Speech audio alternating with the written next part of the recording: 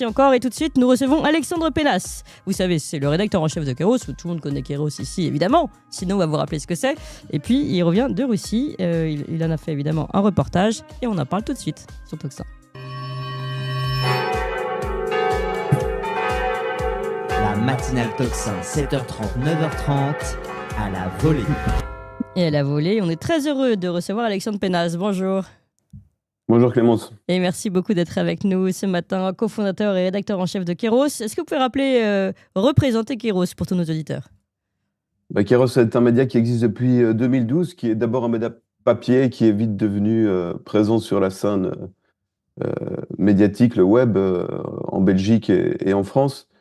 Et on a surtout eu un scoop, un coup de pub quand j'ai posé ma question à Sophie Wilmès le 15 avril 2020 en pleine conférence de presse par rapport au conflit d'intérêts. Donc c'est à ce moment-là que, involontairement, on était très, très connus dans le paysage médiatique et très embêtés par la suite. Oui, c'est ce que j'allais dire, c'est et le scoop et d'un côté, de l'autre côté, le début de vos difficultés.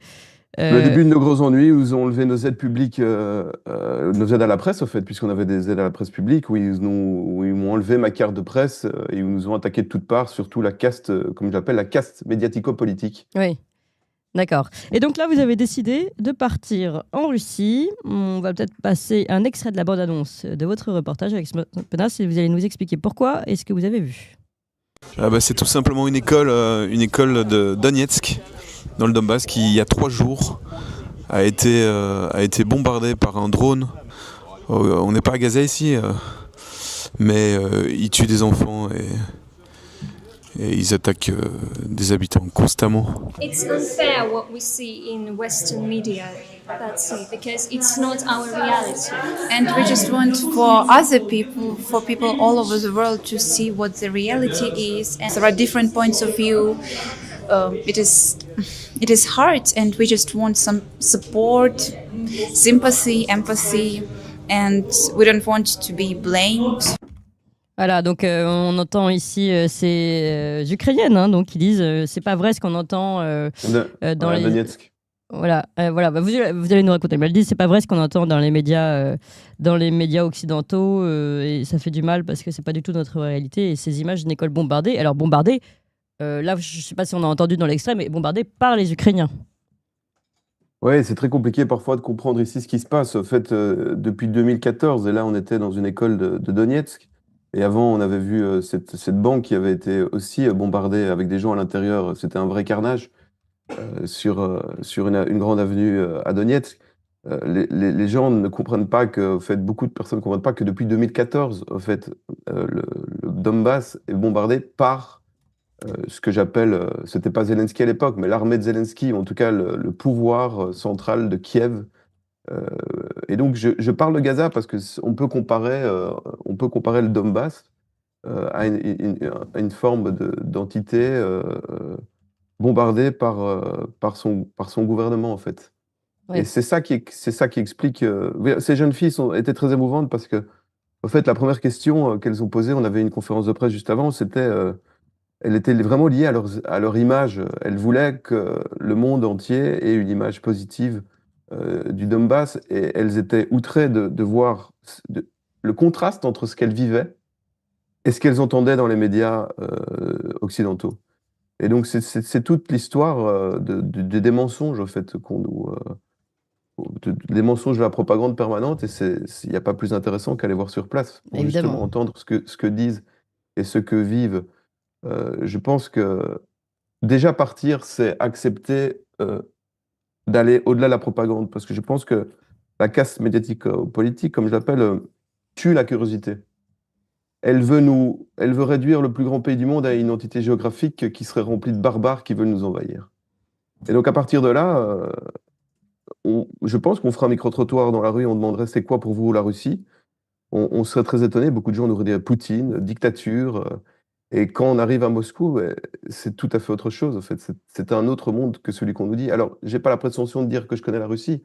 Je suis parti une quinzaine de jours en septembre. Mais en tout cas, ça n'a strictement rien à voir avec ce qu'on nous dit. Et déjà, se balader sur la place rouge, dans les rues de Moscou, c'est un peu un électrochoc par rapport au contraste, je dis, nouveau au gouffre entre le narratif des médias occidentaux et ce qu'on vit là-bas et ce qu'on voit là-bas. Ouais.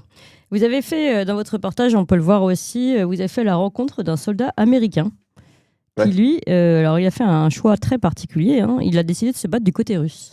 On va Ouais. passer, je crois qu'on a l'extrait, on va le passer, vous allez pouvoir nous en parler. So what made you want to join? I believe NATO is on the wrong side of history. NATO, in the past, has tried to. This is simple states they don't agree with, essentially.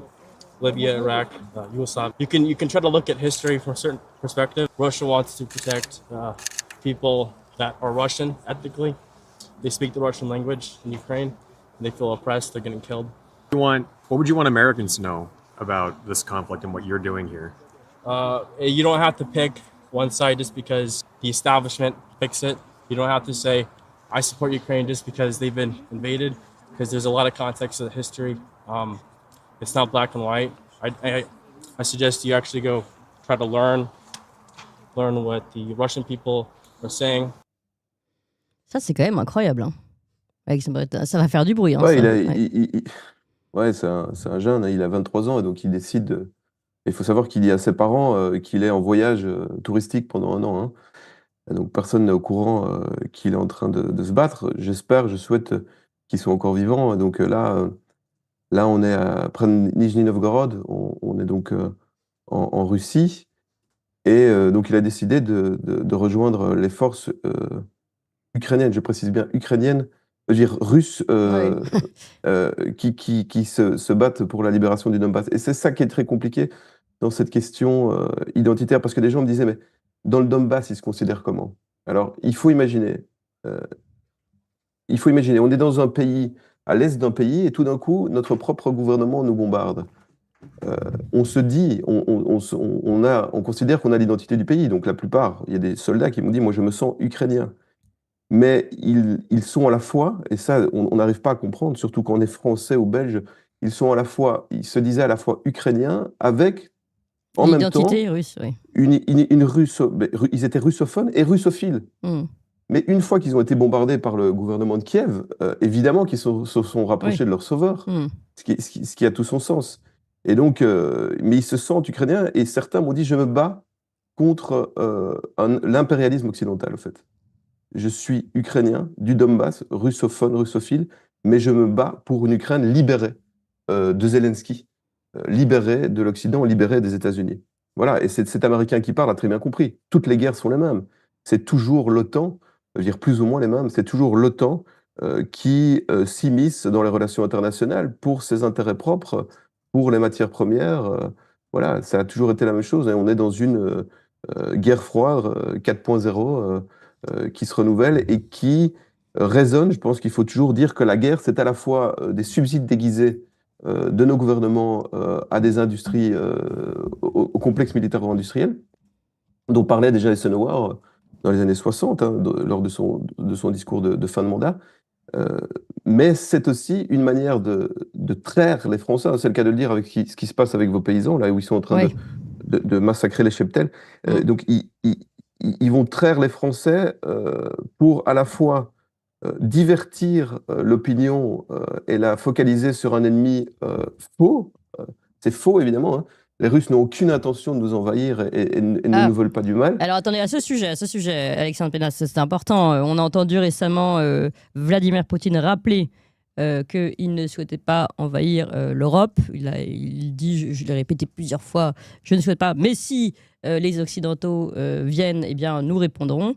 Et ça a été interprété et compris de façon complètement différente, à dessein évidemment, par différents médias et par nos... On va écouter cet extrait-là, justement, Alexandre Pénas. Nous ne prévoyons pas de combattre l'Europe. Je l'ai déjà dit 100 fois. Mais si l'Europe décide soudainement de nous faire la guerre, et la commence, nous sommes prêts dès maintenant. Il n'y a aucun doute. Dans les propos, il y a un peu tout et son contraire. C'est-à-dire qu'en gros, il dit c'est l'Europe qui veut nous faire la guerre, mais s'ils viennent, on sera prêt. C'est ça aussi que j'aimerais comprendre. Oui, c'est toujours l'inversion accusatoire. Enfin, c'est toujours la même chose. Vous allez faire quelque chose où vous l'avez déjà fait et vous accusez l'autre de vouloir le faire. Non, mais en fait, ils ne comprennent pas le français non plus, parce que là, le traducteur traduit bien. C'est ça, moi, j'en peux plus de ces déchets journalistiques qui sont, comme disait Orwell, des gramophones qui répètent ce que le pouvoir politique leur dit. Ils n'ont, je veux dire, c'est des criminels parce qu'ils nous poussent à la guerre. Alors, ce que dit Poutine, il l'avait dit déjà dans Conversation avec Poutine d'Oliver Stone, hein. Mhm.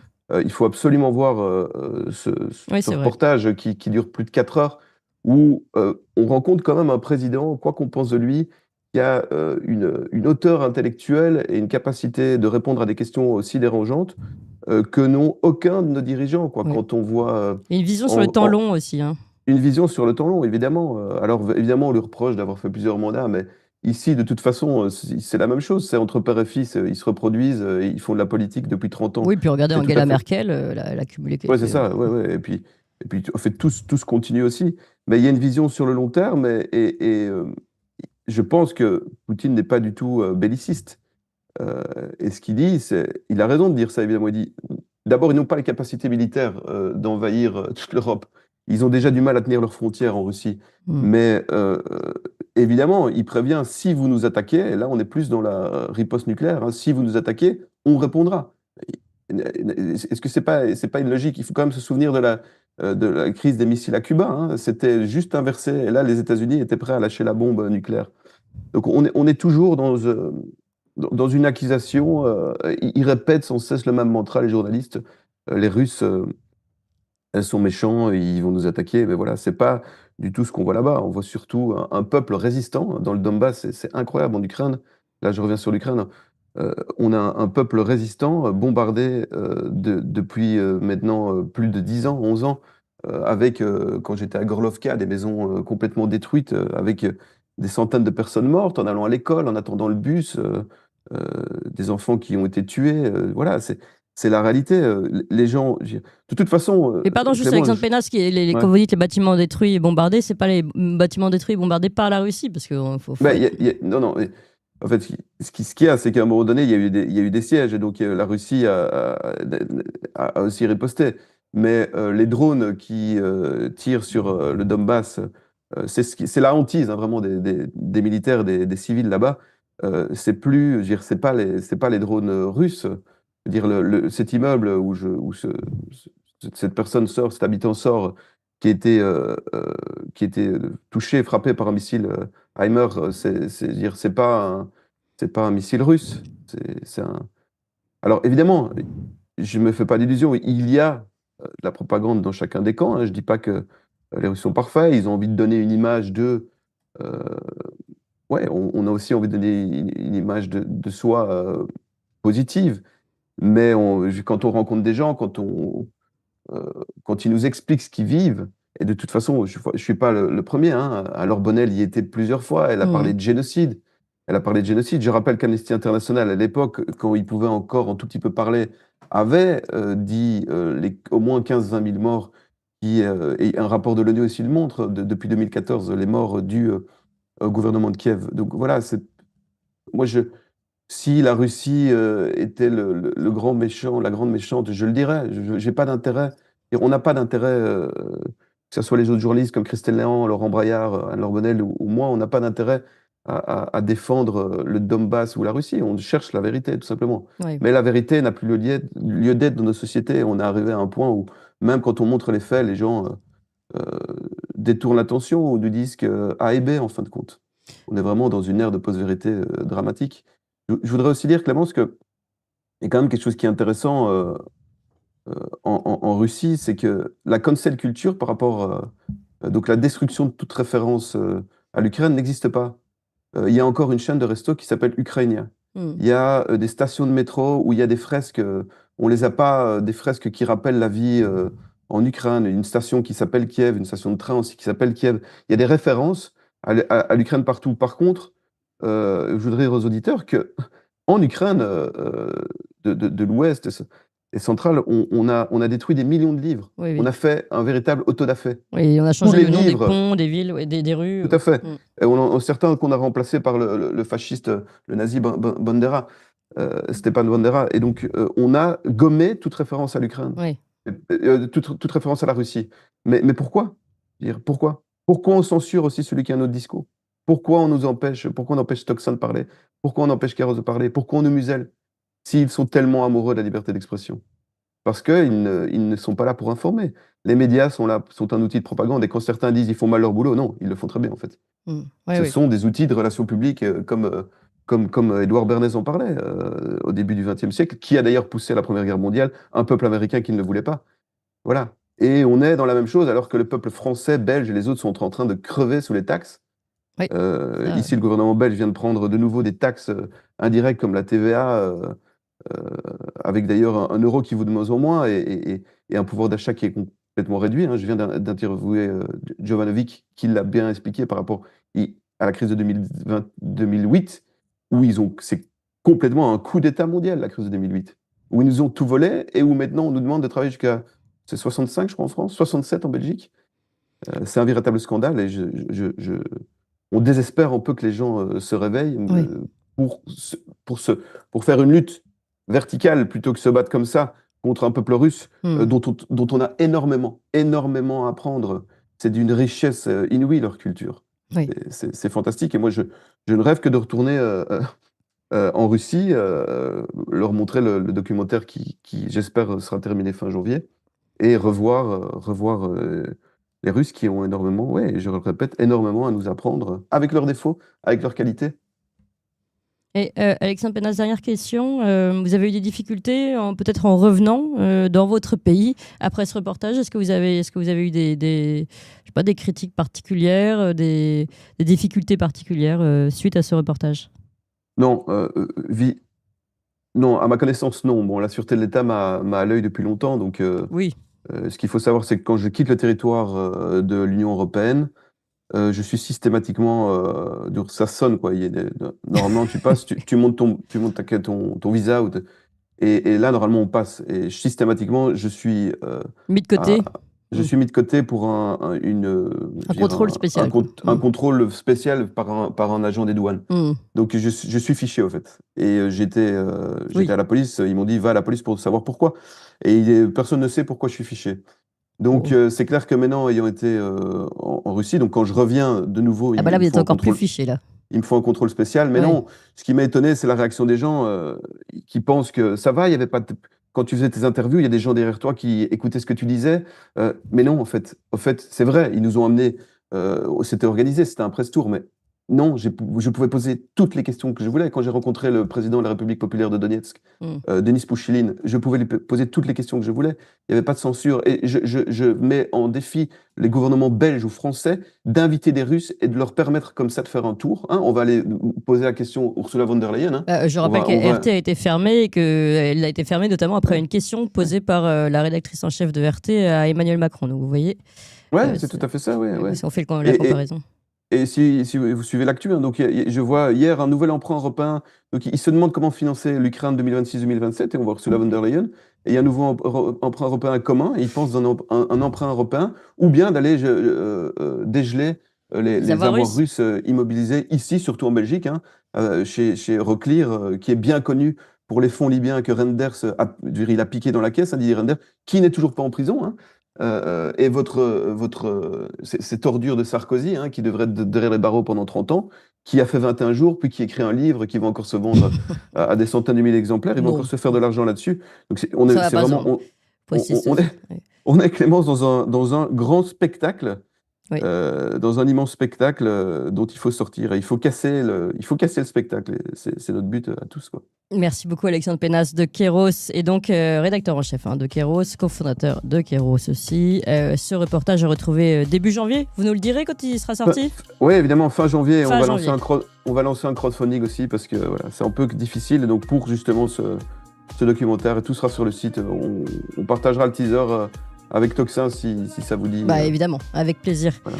Bon courage Alexandre Pénas, merci. Et vous nous avez fait une belle transition puisque vous parliez d'Euroclear et des avoirs gelés russes. Et c'est justement